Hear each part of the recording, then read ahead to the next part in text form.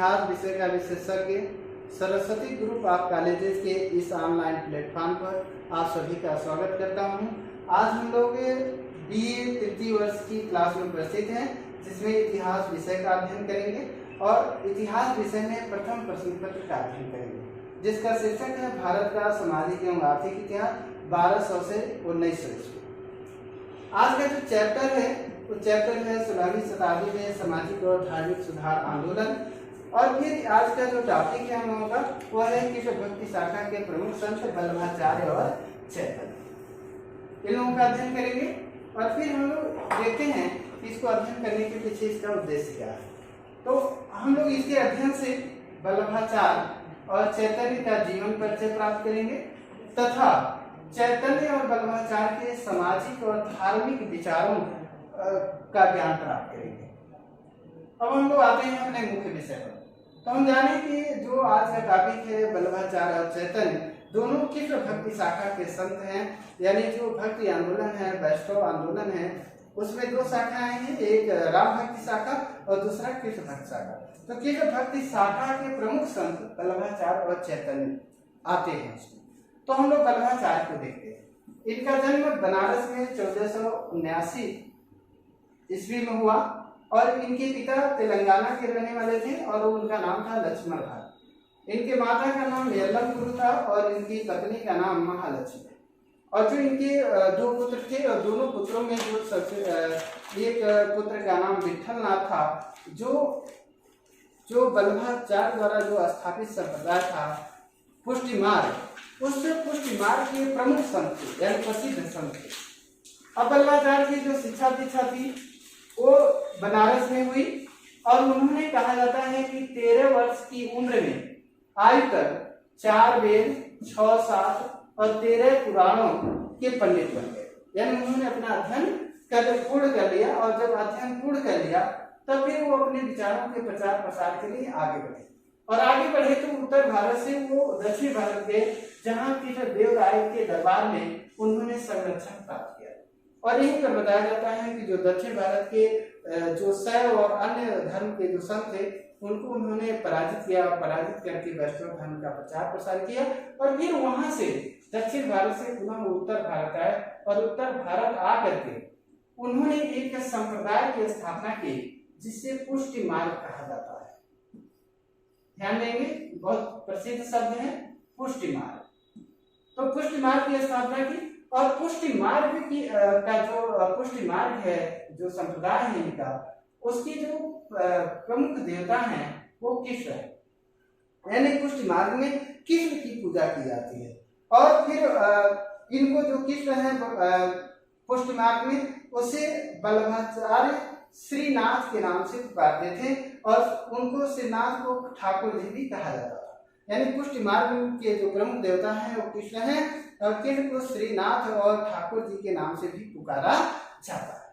वल्लभाचार्य अपने भक्ति प्रचार का जो केंद्र है वो वृंदावन को बनाया और इस तरह अगर हम देखें तो जो भक्ति मार्ग है यानी जो पुष्टि मार्ग है, तो पुष्टि मार्ग में का जो पूजनीय स्थल है वो मथुरा है, गोवर्धन पहाड़ है और फिर गोकुल धाम है। यानी ये ऐसी चीज है कि जिसका पुष्टि मार्ग या वल्लभाचार्य के अनुयायी अक्सर जाते हैं और इसका दर्शन करते हैं। और तीर्थ के रूप में गोकुल धाम यानी पुष्टि मार्ग का जो तीर्थ है वो गोकुल धाम के नाम से प्रसिद्ध है।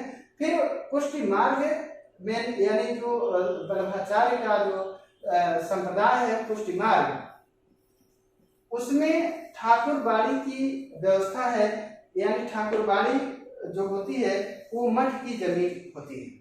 तो जो ये वैष्णव जो वल्लभाचार्य के जो अनुयायी थे, बाद में उनको क्या हुआ कि राजकीय संरक्षण भी मिला और विठल नाथ को बताया जाता है कि अकबर ने भी 2 गांवों का जो टैक्स था वो दान में दिया था ये इस मठ के संचालन के लिए, इसके प्रचार प्रसार करने के लिए, यानी विठल नाथ। तो इस तरह से अकबर का भी संप्रदाय को कहीं कहीं सहानुभूति प्राप्त हुई अकबर से।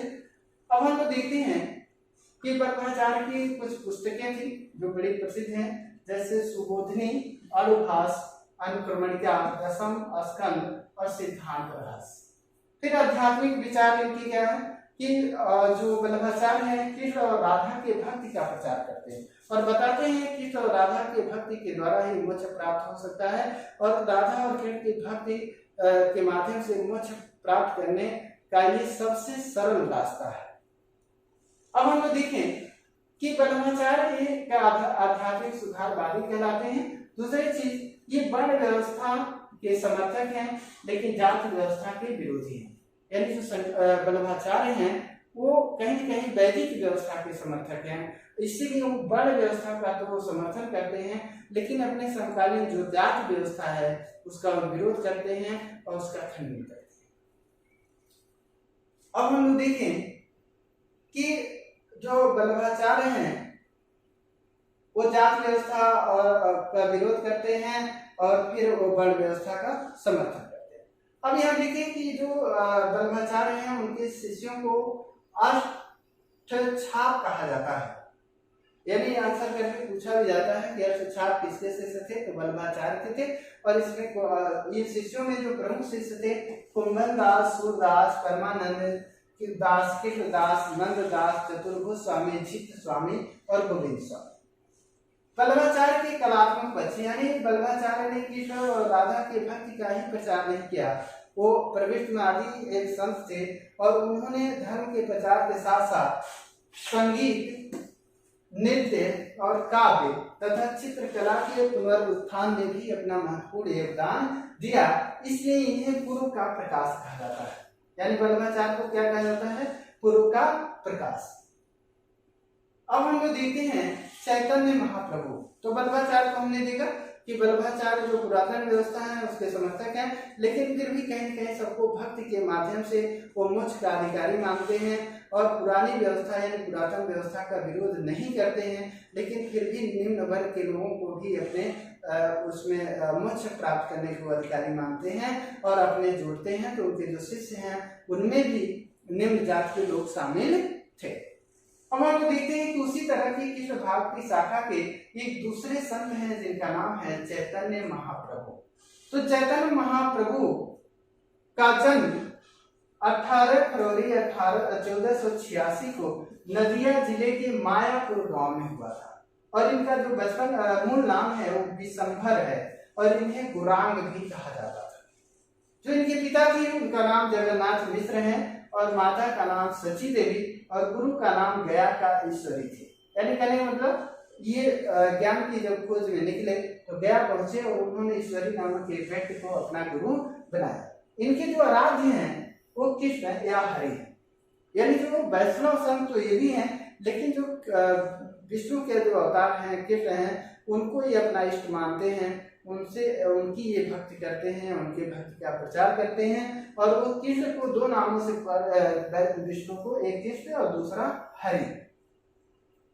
अब हम देखें कि जो चैतन्य हैं उन्होंने 1509 में संन्यास ग्रहण कर लिया और संन्यास ग्रहण करके वे पूरे भारत में लगभग में वो यात्रा किए, जैसे मथुरा, प्रयाग, त्रावणकोर, गुजरात यानी तमाम जगहों की यात्रा की पूरे भारत में उन्होंने अपने विचारों को प्रसार किया।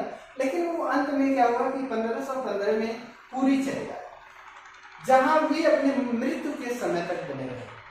यानी पुरी क्या है कि वहां भी एक प्रसिद्ध स्थल है और वहीं पर रह करके उन्होंने अपने भक्ति का प्रसार किया, कृष्ण लोगों को जोड़ने का प्रयास किया।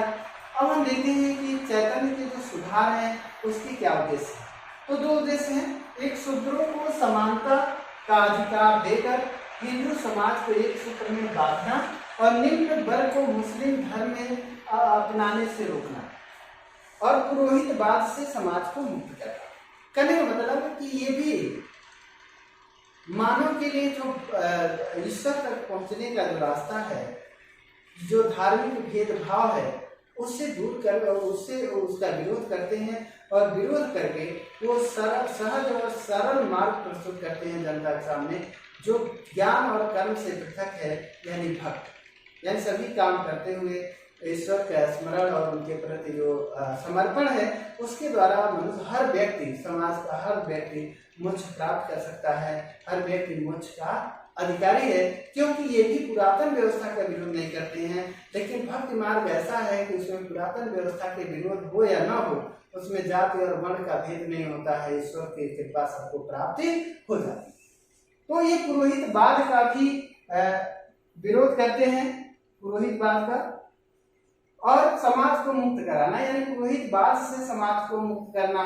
अब हम जानते हैं कि बंगाल में चूंकि इनका जन्म हुआ था, बंगाल के रहने वाले थे, तो बंगाल में इस समय मुस्लिम सत्ता की स्थापना हो चुकी थी और अधिकांश हिंदू निराशा और दमन से कहीं कहीं बहुत पीड़ित थे, और उस पीड़ित जनता को कहीं कहीं उन्होंने भक्ति के रास्ते, कृष्ण के भक्ति के द्वारा उनको निराशा के माहौल से निकालने का प्रयास किया।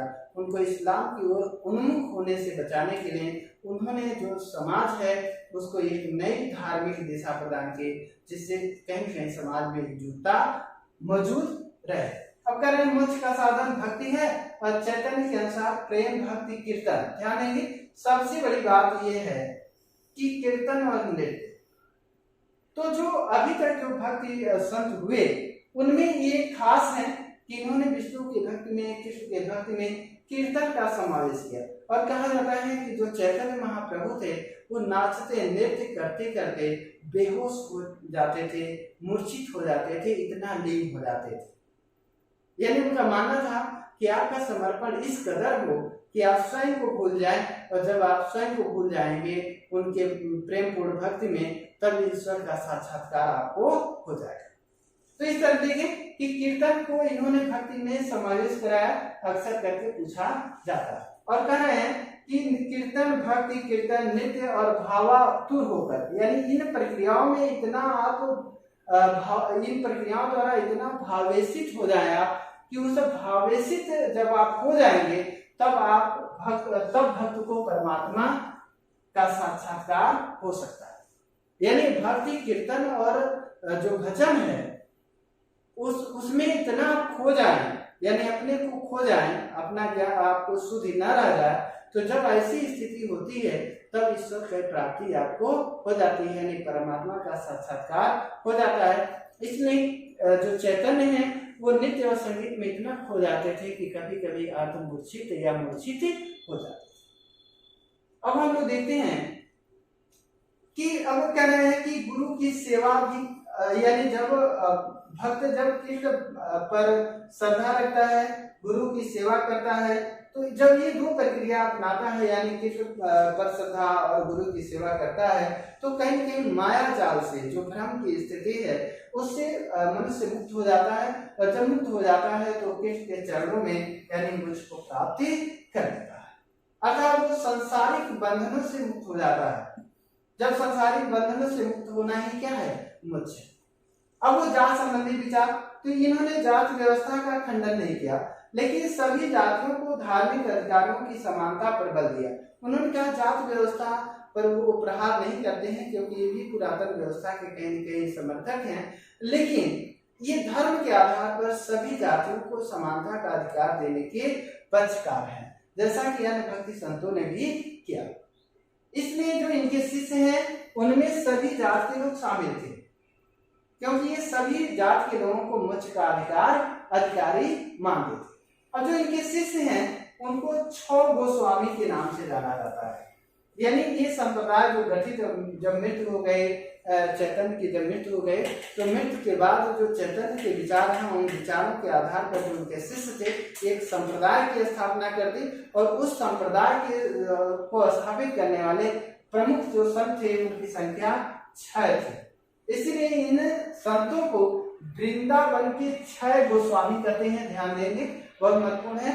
जो चैतन्य की पूजा कृष्ण, और ये लोग जो पुष्टि कहने का मतलब जो कृष्ण संप्रदाय के लोग थे, चैतन्य के संप्रदाय के लोग थे, वो जो चैतन्य महाप्रभु थे उनका नाम, उनकी पूजा जो बाद में उनकी मृत्यु के बाद कृष्ण और गौरांग महाप्रभु के नाम से किया जा रहा है।